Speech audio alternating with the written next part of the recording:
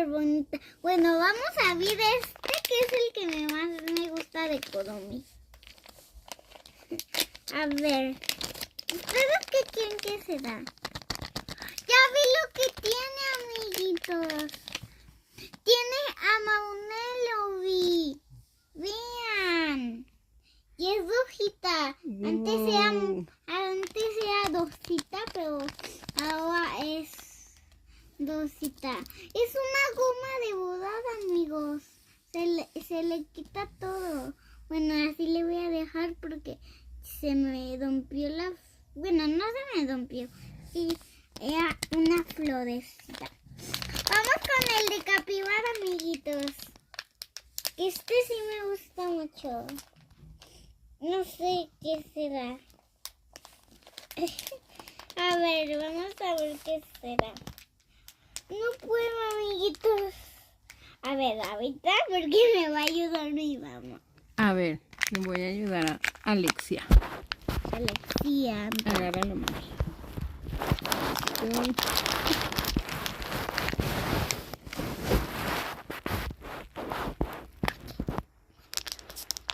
A ver, ya. Agárralo. Listo. Vamos a ver qué es esto. Ya lo vi. Otra goma de bordar. Wow. Pero de capibara. Le saqué su amiguitos. Ahora vamos con las cajitas sorpresas. Qué bonito. Tienes un juguito. Y un capibara en la cabeza. Vamos a ver ¡Ay, salió volando! ¿Ustedes qué quieren que sea?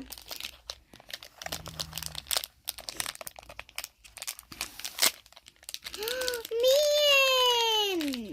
Es esta. Una vez ya vieron mi video pasado, ¿verdad?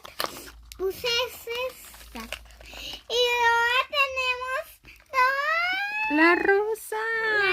Junto con la morada. Wow. la rosa con la morada. Están increíbles todas estas sorpresas. Ahora vamos a ver la de la chica super. Las chicas superpoderosas. Wow.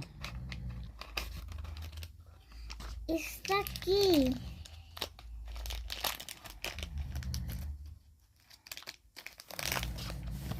Puede salir cualquiera de estas.